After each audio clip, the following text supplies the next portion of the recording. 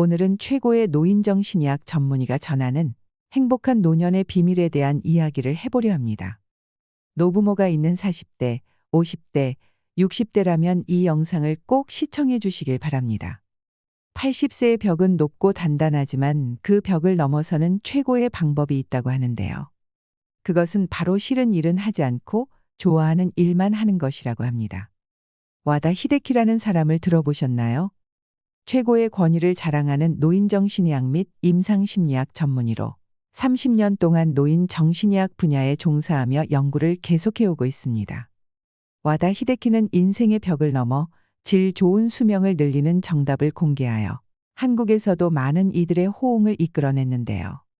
오늘은 와다 히데키가 쓴 80세의 벽이라는 책을 바탕으로 노후를 잘 보내기 위한 좋은 팁들을 말씀드리려 합니다. 이 책을 읽으면서 충격을 받았다는 분들이 많은데요. 부모님께 효도한다고 했던 행동들이 오히려 독이 되었다는 사실을 깨닫게 되었기 때문입니다. 우리가 평소 잘못 생각하고 있었던 놀라운 내용들이 있습니다.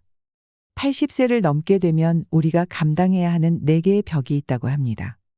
첫 번째는 의사와 약과 병원의 벽을 넘어서야 하고, 두 번째는 노화의 벽을 넘어서야 하고, 세 번째는 치매, 인지장애의 벽을 넘어서야 하고, 네 번째는 80세의 벽을 넘어서야 한다고 합니다. 누구나 나이 들어갑니다.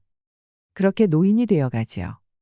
그런데 노인이 질병이나 인지장애로 몸져 눕거나 누군가의 돌봄을 필요로 하는 삶을 살아가는 평균적인 기간이 얼마나 되는지 아시나요? 남성은 9년, 여성은 12년이라고 합니다. 누구나 목숨이 닿을 때까지 하고 싶은 것을 다하며 살아가길 꿈꾸지만 나이가 들어서는 독립적으로만 살아갈 수는 없는 것이 인생이기도 합니다. 그것이 현실입니다. 우리가 다른 사람의 도움 없이 건강하게 살아갈 수 있는 수명을 건강수명이라고 하는데요. 건강수명은 평균적으로 남성은 72.68세, 여성이 75.38세라고 합니다. 이 나이가 되면 우리도 지금의 윗세대처럼 누군가의 도움이 필요하게 될 수 있다는 것입니다. 물론 사람마다 다르고 통계적인 숫자이기 때문에 개개인마다 차이는 있을 것입니다. 그리고 우리나라 인구의 평균 수명은 남성이 81.64세, 여성이 87.74세입니다. 평균 수명이란 평균적으로 몇 살까지 사는가를 의미합니다. 지금도 평균 수명은 계속 늘어나고 있습니다. 100세 시대, 120세 시대라는 말을 점차 자연스럽게 받아들여지게 됩니다. 하지만 무조건 오래 사는 것이 좋은 것은 아닙니다. 건강하게 오래 살아야 행복한 삶을 누릴 수 있습니다. 통계를 내보면 가장 많이 사망하는 나이는 남성이 85세이고 여성이 90세입니다. 물론 더 오래 사는 사람도 많습니다. 통계들을 보니 어떤 생각이 드시나요? 80대는 70대와는 전혀 다릅니다. 오늘은 건강해도 내일은 어찌 될지 모르는 나이입니다. 구체적인 숫자를 제시한 이유는 여러분을 낙담시키기 위해서가 아닙니다. 남은 인생을 만족스럽게 보내길 바래서입니다. 행복한 노후와 불행한 노후 어느 쪽을 선택하고 싶으신가요? 일본에는 100세가 넘은 사람이 8만 6천 명에 이른다고 합니다.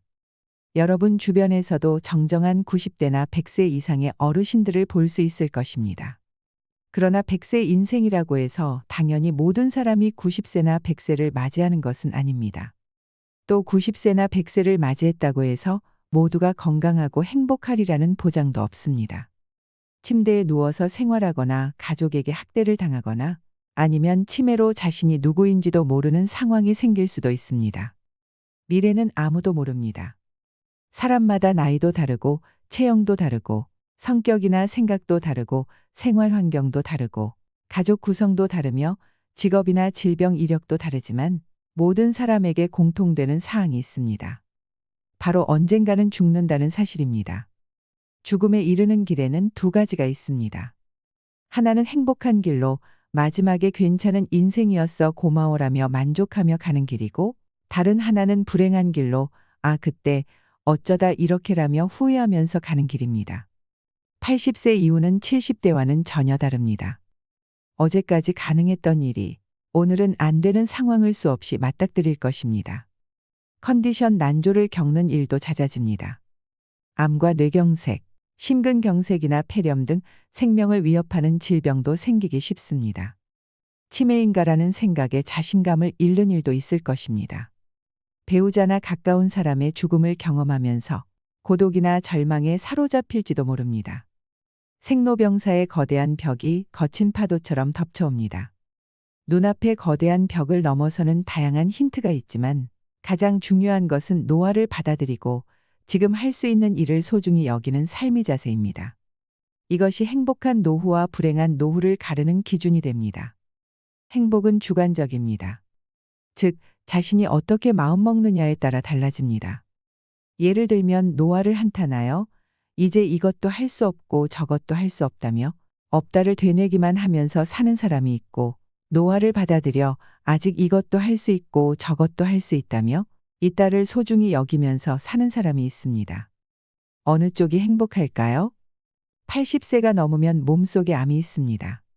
모르고 사는 사람도 많지요. 와다 히데키가 오랫동안 근무했던 병원은 노인 전문 병원으로 이곳에서 해마다 100명가량의 유해를 해부하고 연구했습니다. 그 결과 몸속에 심각한 질병이 있음에도 생전에는 알지 못한 채 다른 질환으로 사망한 사례가 적지 않다는 사실을 알게 되었다고 합니다. 요컨대 마지막까지 자각하지 못하는 질병도 있다는 뜻입니다. 암도 그중 하나입니다. 85세 이상의 유해를 부검해보면 거의 모든 사람에게서 암이 발견됩니다. 즉 80세가 넘으면 누구나 몸속에 암을 품고 있는 것입니다. 일반적으로 암은 죽음에 이르는 병이므로 조기 발견, 조기 치료가 필수이다라고 알고 있지만 사실 꼭 그렇지만은 않습니다. 현재 이루어진 연구는 당사자가 인지하지 못하는 암도 있고 생활에 지장을 주지 않는 암도 있다는 사실을 알려줍니다. 특히 나이가 들면 암의 진행이 느려지므로 그냥 내버려둬도 문제가 되지 않는 경우가 생각보다 많습니다. 그래서 저자는 80세가 넘으면 암 치료는 필요가 없다라고 생각하며 만약 지금 암이 발견된다고 하더라도 통증이 너무 심하거나 또 음식을 섭취하지 못하는 상태가 아니라고 하면 암세포를 제거하지 않을 것이라고 말합니다. 특히 80세가 지난 고령자는 수술할 필요가 없다고 하는데요. 함부로 손을 대기보다는 지켜보는 편이 낫다라고 합니다. 사실 발견하지 못했을 뿐 훨씬 이전부터 암을 지닌 채 살아왔고 앞으로 서서히 진행되겠지만 한순간에 나빠지는 일은 거의 없기 때문입니다. 암 치료는 간단하지 않기 때문에 수술이든 화학치료든 몸에 심각한 부담을 줄 수밖에 없습니다. 체력이 크게 떨어지는 80세 이상의 고령자는 평소의 생활로는 돌아가지 못할 확률이 높으므로 신중히 생각해 보시면 좋겠습니다. 여러분도 이 사실을 꼭 기억해 두시길 바랍니다. 그리고 이 사실로 알 수 있는 선택지는 무엇일까요? 바로 80세 이후에는 참지 않고 살아가기입니다. 암에 걸리지 않으려고 식사를 제한하고 좋아하는 술이나 담배를 삼가는 분위기가 있지만 80이 넘으면 몸속에 이미 암이 있을 가능성이 크다고 합니다. 그러므로 암에 걸리지 않으려고 이것들을 참는 행위는 의미가 없습니다. 좋아하는 음식이나 술을 먹고 마시는 편이 오히려 스트레스를 줄이고 즐겁게 사는 방법입니다. 그리고 실제로 암을 무리하게 절제하여 스트레스를 받으며 살기보다 원하는 일을 하며 편안한 마음으로 지내는 편이 면역력이 높아진다고 합니다. 그리고 이것이 암의 진행을 늦춘다고 알려져 있습니다. 또한 건강 우려 때문에 먹고 싶은 음식을 참는 사람이 많은데요. 먹는 양을 줄이고 달고 짠 음식을 피하고 기름진 음식을 삼가는 것이 의무가 된 것 같습니다. 비만은 건강을 해치고 염분과 당분과 지방이 3대 해악이라는 사고가 사람들의 상식이 되었기 때문입니다. 하지만 과연 그럴까요? 80세 이상이라면 더더욱 정답이 아닐 수 있습니다. 먹고 싶다는 욕구는 몸이 원한다는 뜻이기도 합니다. 고령자는 장기 기능의 저하로 식욕이 증가하는 경우가 있습니다. 예를 들면 염분이 그렇습니다. 사람은 염분이 없으면 살지 못하는데 나이가 들면 신장이 염분을 과도하게 몸 밖으로 배출하여 혈액 속에 염분이 부족해지는 현상이 나타나기도 합니다.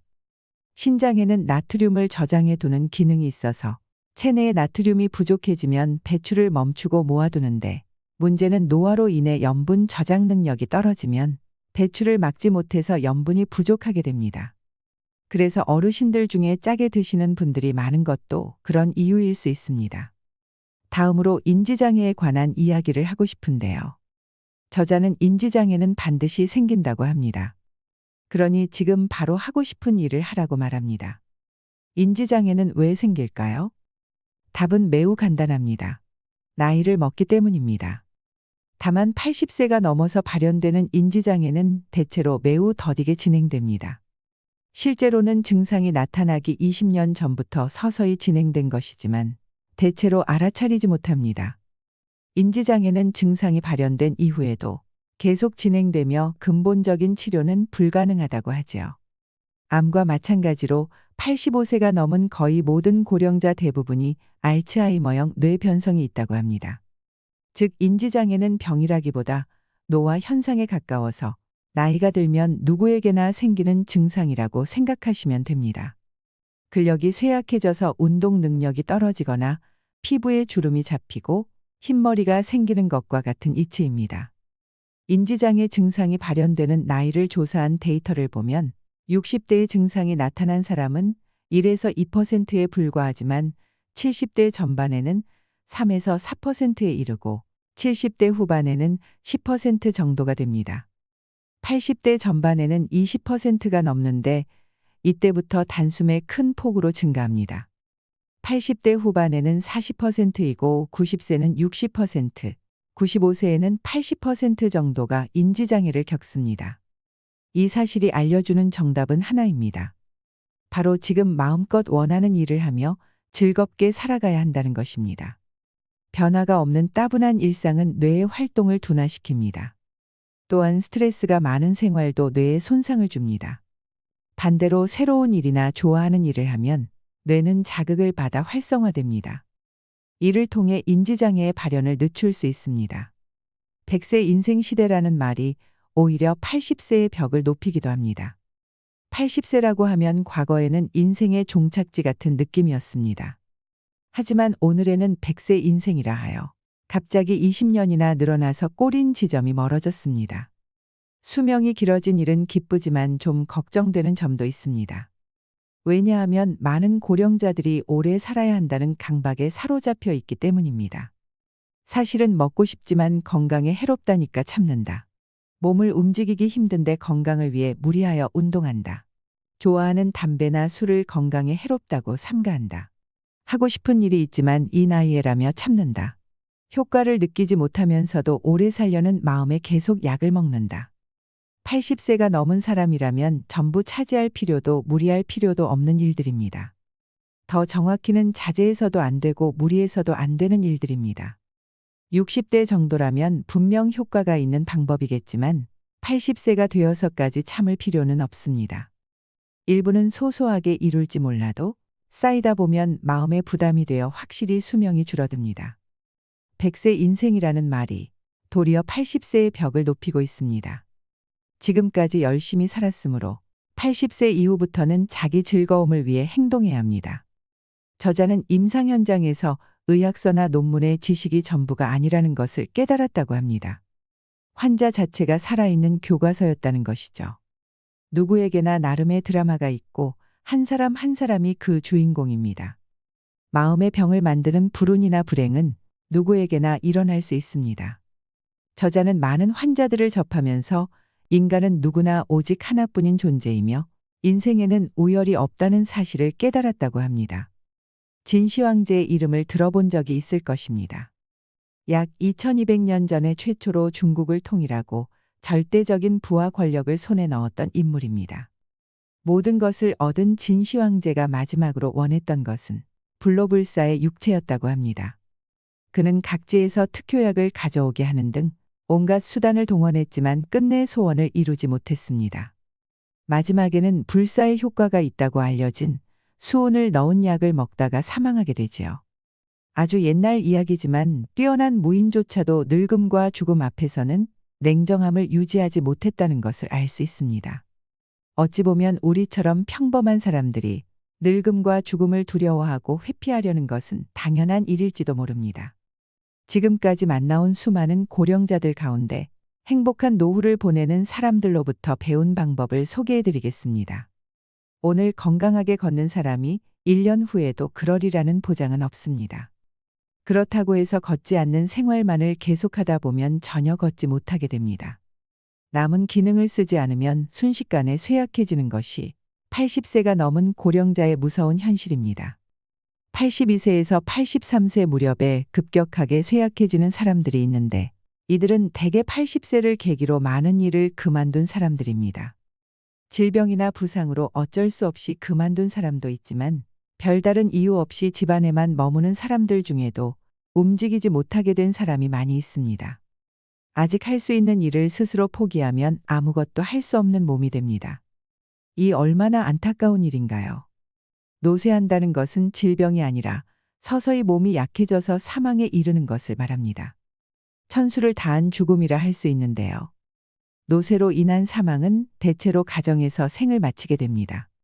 앞서 말씀드렸다시피 85세가 넘은 고령자는 몸 안에 여러 개의 병의 씨앗을 품고 있습니다. 80세가 넘으면 암이 크고 작고의 차이일 뿐 거의가 가지고 있는 것입니다. 뚜렷한 증상은 없더라도 어딘가 불편함을 느꼈을 것입니다. 이 상태로 병원에 가게 되면 의사는 대개 일상적인 검사를 하거나 약을 처방합니다. 현대인은 이것이 당연한 의료 절차라고 생각합니다. 오히려 그렇게 하지 않으면 저 병원은 약도 안 준다고 불만의 소리를 듣게 되지요.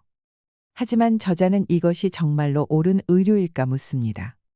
꼭 한번 고민해 보시길 바랍니다. 저의 아버지가 그렇습니다. 병원에 가서 의사 선생님이 조금 더 경과를 지켜보자고 말씀하시면 무조건 더 센 약 좀 처방해 달라고 조르십니다. 효과가 있고 없고를 떠나서 그냥 약이 좋으신 건가 하는 생각이 들 정도로 약을 드시는 것만으로도 안정감을 느끼시는 것 같은데요. 그럴 때 약을 안 주면 환자들이 보통 불평불만을 쏟아내니까 의사분들도 또 어쩔 수 없이 처방하고 거기에 맞는 약 처방이나 치료를 하게 되는 악순환이 발생하는 것입니다. 결국 치료의 방향은 두 가지 정도로 정리됩니다. 병원 검사를 통해 병을 찾아내어 약물이나 수술적 치료를 하는 방법으로 수명을 늘릴지 아니면 자택에서 좋아하는 일을 하면서 여생을 보낼지 말이죠.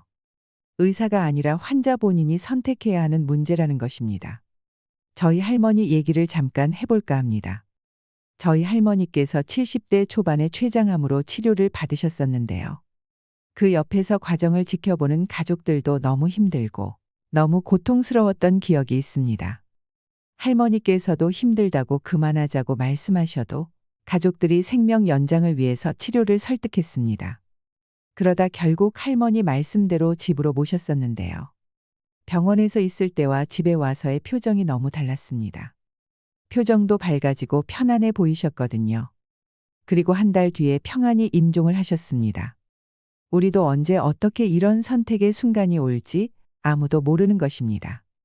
막상 이런 일을 겪게 되면 당황스럽고 치료를 하지 않는 것에 대한 두려움과 죄책감 때문에 선뜻 결정을 하기가 어려우실 겁니다. 그래서 부모님께서 연세가 많으시다면 평소에 부모님과 깊은 대화도 많이 나누시면서 마음을 정해두시는 것도 좋은 방법이 될 수 있을 것이라 생각합니다. 생명 연장을 하려고 중환자실에서 얼굴도 자주 못 본 채 그렇게 시간을 보내는 것보다 내 집에서 편히 쉬시면서 대화도 많이 나누고 체온도 서로 느끼면서 그렇게 마지막을 준비하는 것이 더 좋을 수 있다는 생각이 듭니다. 다음으로 현대 의료계에서 3대 악으로 불리는 높은 혈압과 높은 혈당, 높은 콜레스테롤에 관한 내용입니다. 이 질병은 심근경색이나 뇌경색, 뇌졸중의 위험이 있기 때문에 정말 조심해야 하는 질병인데요. 요즘에는 약이 잘 나와서 약만 먹어도 아무 문제 없다고 생각하시는 분들도 많으실 겁니다. 하지만 약을 먹고 약효를 내는 동안에 수치를 떨어뜨릴 순 있지만 그로 인해 몸은 나른해지고 머리가 멍해지는 역효과도 있다는 것을 고려해야 합니다. 또한 면역 기능이 떨어져서 다양한 병에 노출되기도 쉽습니다. 어떤 약이든 부작용이 있을 수 있다는 것입니다. 그런데도 혈압과 혈당치, 콜레스테롤 수치를 낮추려고만 합니다. 그런데 이 수치를 낮추어도 암의 위험은 줄어들지 않는다는 사실 알고 계셨나요? 줄어들기는커녕 면역 기능이 떨어져서 암의 위험성은 오히려 높아진다고 할 수 있습니다. 특히 콜레스테롤은 면역세포의 원료가 되기 때문에 콜레스테롤 수치가 높을수록 쉽게 암에 걸리지 않는다는 조사 데이터도 있습니다.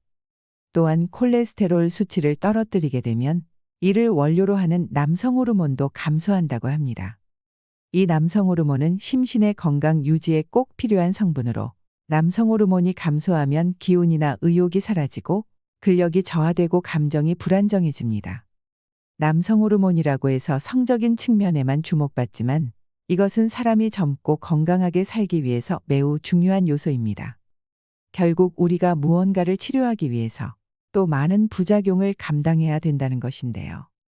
결과적으로 혈압이나 혈당치, 콜레스테롤 수치를 낮추면 동맥 경화에는 효과적이지만 신체의 활력이 떨어지고 암의 발병 위험성은 높아진다는 사실을 염두에 두셔야 합니다. 약을 먹고 기운 없는 80대가 될 것인지, 약을 먹지 않고 질 좋은 삶을 유지할 것인지 선택하는 것은 여러분의 몫입니다. 이 책의 저자는 이런 것을 치료하기 위한 약물 복용이나 주사가 오히려 더 많은 부작용을 일으키기 때문에 삶의 활력을 떨어뜨린다고 주장합니다. 나이 80이 넘어서 이런 치료를 할지 말지는 환자 본인이 진지하게 생각을 해봐야 된다는 것입니다. 저는 오래 사는 것보다 더 중요한 건 사는 동안 아프지 않고 건강하게 행복하게 사는 것이라고 생각합니다. 80대를 기점으로 참 많은 것이 달라지는 것 같습니다. 앞으로 우리와 우리 주변의 누군가가 경험하게 될 수 있는 일들이니 잘 기억해 두시고 도움되시길 바랍니다. 책에 좋은 내용이 많아서 2부도 따로 준비했습니다. 실질적으로 도움되실 만한 내용만 엄선했으니 다음 영상에서 더 많은 정보 얻어 가시길 바랍니다. 이상으로 시니어를 위한 모든 것, 시니어 연구소였습니다.